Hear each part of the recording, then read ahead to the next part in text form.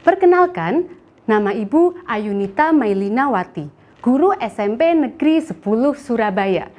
Selama 30 menit ke depan, di sini Bu Nita akan menemani kalian dalam mata pelajaran PPKN. Nah, mari anak-anak kita belajar bersama. Sebelumnya, Bu Nita memberikan cuplikan video buat kalian.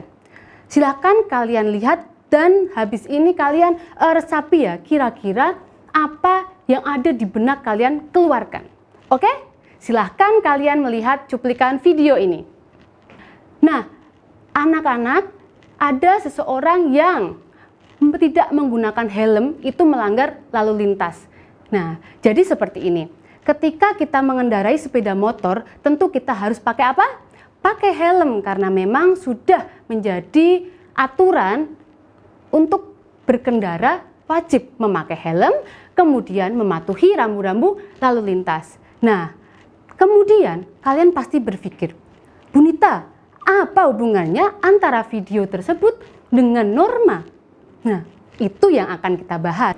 Nah, anak-anak, Aristoteles mengatakan bahwa manusia itu sebagai zoon politikon, atau kita itu pasti hidup berkelompok. Benar bukan?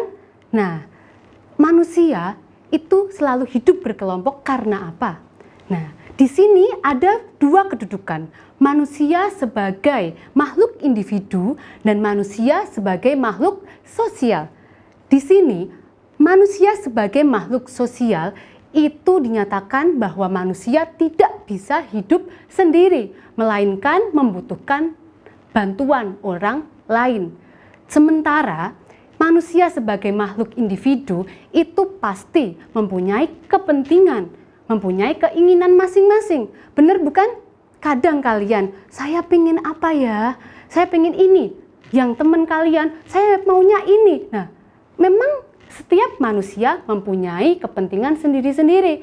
Itulah yang perlu kita bahas. Tadi kalau kalian melihat cuplikan video, misal tidak ada peraturan lalu lintas, apa yang akan terjadi?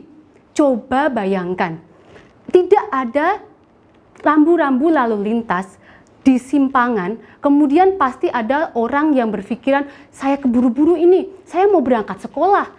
Yang satunya, saya ingin pergi bekerja. Yang satunya, ada yang pengen pergi kemana. Kalau tidak ada rambu-rambu lalu lintas, tentunya bagaimana menurut kalian? Iya, benar.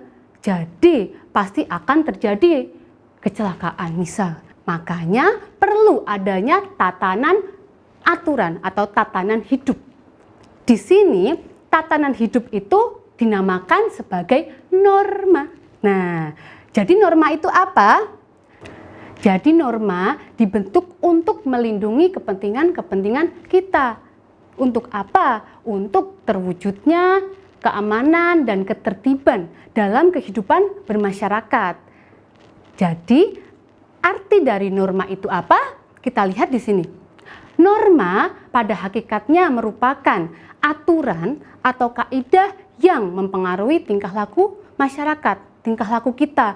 Jadi kita hidup di sini itu memerlukan aturan atau norma. Agar apa?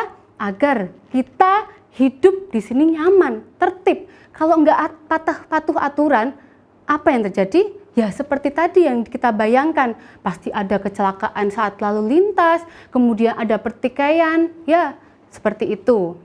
Nah, kita lanjutkan tentang apa itu norma. Menurut bahasanya ya, jadi ada di sini 3 bahasa. Yang pertama, dalam bahasa Inggris artinya sama-sama hukum, adalah norm. Yang dari Yunani, nomos. Dan dari bahasa Arab, kaidah. Jadi sama-sama, tetapi meskipun berbeda nama istilah, tetapi artinya adalah sama-sama hukum. Jadi seperti itu ya. Nah, tadi norma itu ada 4. Apa saja? Norma kesusilaan, norma agama, norma kesopanan, dan yang terakhir, pinter, norma hukum. Kita akan membahas dari yang pertama. Nah, di sini sudah ada norma kesusilaan. Jadi, norma kesusilaan itu norma atau aturan yang bersumber dari hati nurani. Setiap orang pasti punya hati nurani. Kalian juga punya hati nurani, bukan? Contohnya, contoh kecil saja. Kalian lihat di gambar ini. Gambar apa? Iya, ada seorang ibu yang menemukan dompet di jalan. Kalau ibu itu mempunyai hati nurani, apa yang akan dia lakukan? Benar. Jadi kalau ibu tersebut kemudian menemukan dompet, itu pasti, oh iya, dompet siapa ya? Dilihat dulu. Oh, dompetnya seseorang ini, namanya siapa? Nanti alamatnya mana? Akan dikembalikan. Itu namanya kita mempunyai hati. Jadi norma kesusilaan itu dari hati nurani. Jadi kayak ada hati yang memang harus kita jaga. Kalau ada barang yang ditemukan, kita pasti akan hatinya tersentuh. Mau apakan ya? Mau kita apakan? Kita ambil buat jajan atau kita kembalikan kepada orangnya. Itu yang namanya norma kesusilaan. Yang kedua, yaitu norma kesopanan. Kalian ini, Bunita tanya coba, setiap kalian mau pergi ke suatu, misalnya ke sekolah, kalau kalian pergi ke sekolah, kira-kira kalian pamitan enggak sama orang tua? Nah, pintar.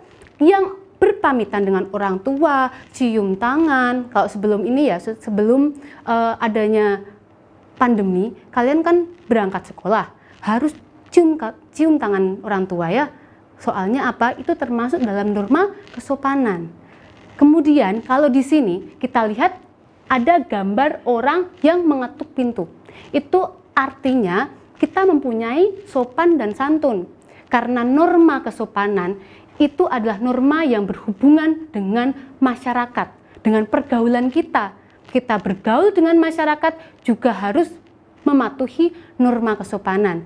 Biar apa? Ya benar, biar kita mempunyai teman. Kemudian kita tidak dikucilkan dengan orang lain. Kalau kalian nggak sopan sama teman kalian seperti apa coba reaksinya? Pasti teman kalian, saya nggak mau berteman dengan dia, soalnya dia itu nakal dan lain sebagainya. Seperti itu ya. Nah, intinya bahwa norma kesopanan itu bersumber dari kehidupan atau bersumber dari kebiasaan-kebiasaan masyarakat. Setelah kita mengenal norma kesopanan, ada dua arti penting di sini ya. Ada kebiasaan dan ada adat. Perbedaannya apa? Ketika kita membiasakan kebiasaan, itu timbul dari perbuatan yang diulang-ulang.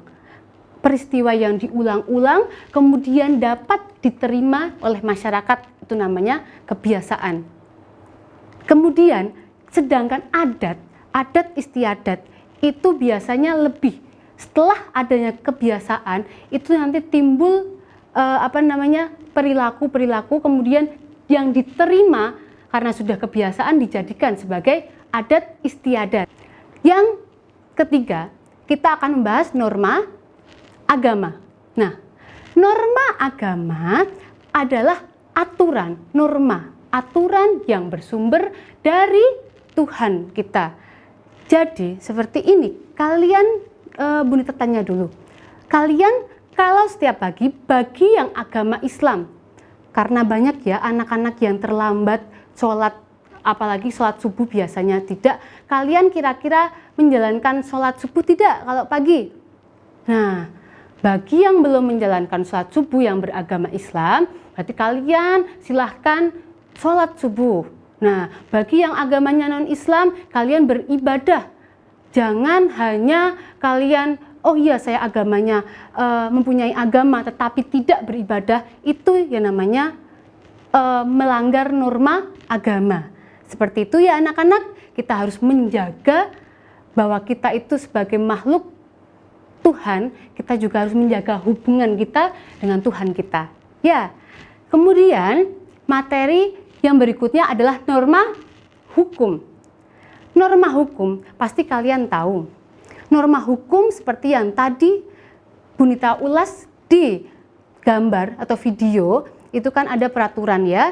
Jadi norma hukum itu bersumber dari badan-badan resmi negara.